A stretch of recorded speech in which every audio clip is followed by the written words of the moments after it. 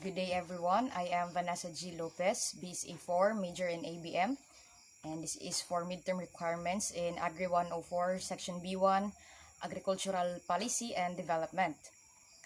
Republic Act number 10,000, in its short title, the Agri-Agra Reform Credit Act of 2009.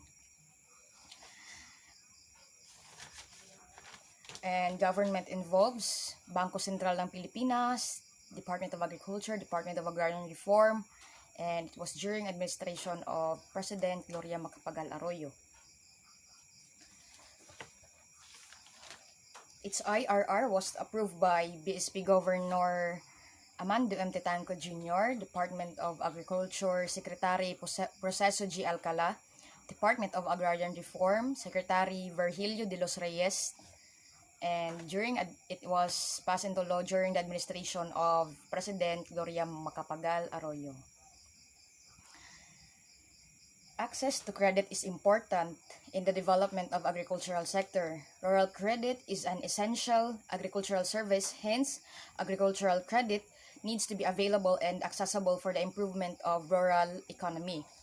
So this Republic Act number 10,000 is an act providing for an agriculture and agrarian reform credit and financing system through banking institutions. Section 2, the Declaration of Policy. It's hereby declared that the policy of the state shall promote equal access to opportunities, expanding productivity as the key to raising the quality of life for all, and promote rural development by enhancing access to the rural agricultural sector to financial services and programs that increase market efficiency and promote modernization in the agricultural sector.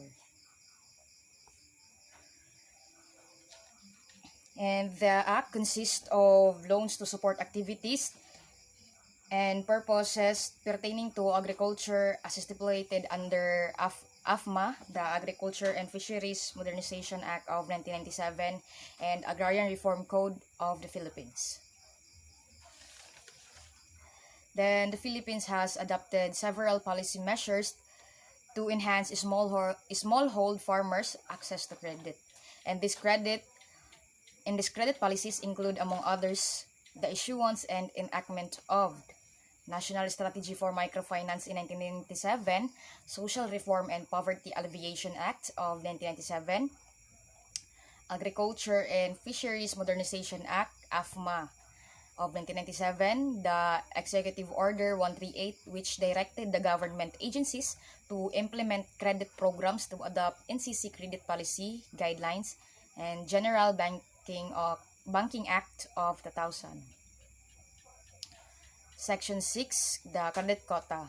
All banking institutions, mapa-private or mapa-public, shall set aside at least 25% of their total loanable funds for agriculture and fisheries credit in general, which at least 10% of the loanable funds shall be made available for agrarian reform beneficiaries. The Section 3, the definition of terms for agrarian reform beneficiaries. And these are the farmers who were granted lands under Presidential Decree number 27, the CAR Law or the Comprehensive Agrarian Reform Law, and the Republic Act number 9700 or the Comprehensive Agrarian Reform Extension with reforms. Also, agrarian reform beneficiary refers to regular farm workers who are landless, irrespective of tenurial arrangement, who benefited from the redistribution of lands regardless of crops or fruits produced. And agriculture and agrarian reform credit refers to loans granted for the following activities and purposes. Pwede siya sa agricultural production, promotion of agribusiness and exports. Pwede mo siyang gamitin for acquisition of work animals and acquisition of lands.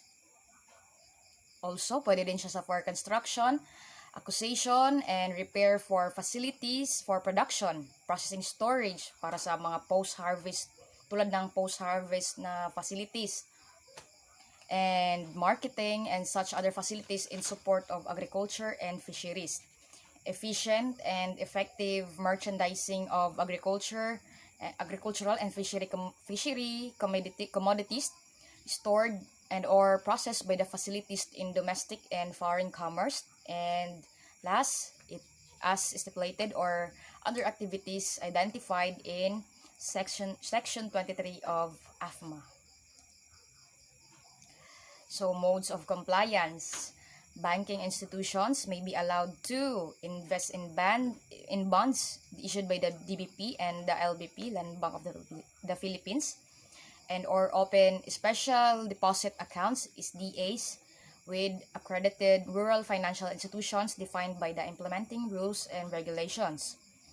Rediscount with the universal banks and commercial banks, including local branches of foreign banks, and including loans covered by guarantees of the KIDAN and Rural Credit Guarantee Corporation, KIDANCOR, and the Philippine Crop Insurance Corporation, or PCIC. And just a short trivia for KIDANCOR as an update. KIDANCOR, KIDAN, and Rural Credit Guarantee Corporation, KIDANCOR.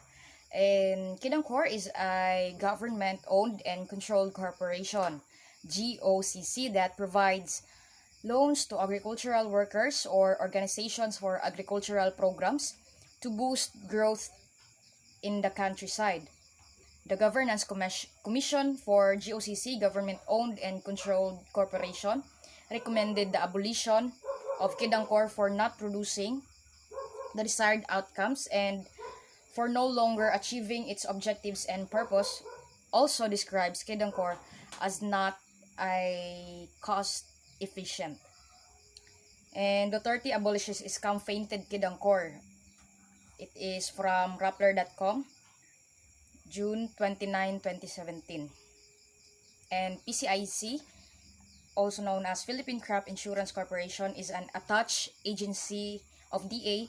Its principal mandate is to provide insurance to farmers against losses arising from natural calamities, diseases, plant diseases, pest infestation of their crops. Next is land for the construction and upgrading of infrastructure, farm-to-market roads, post-harvest facilities, and other public infrastructure that will benefit the agriculture, fisheries, and agrarian reform sector. Invest directly in preferred shares of stocks in rural financial institutions. Invest in shares of stock of KIDANCOR and the PCIC. Sanctions for non-compliance or under-compliance. BSP imposed administrative or non-monetary sanctions and other penalties on the lending institutions for non-compliance of this act. And 90% of the penalties collected will be going to AGFP, the Agricultural Guarantee Fund Pool, and PCIC, the Philippine Crop Insurance Corporation.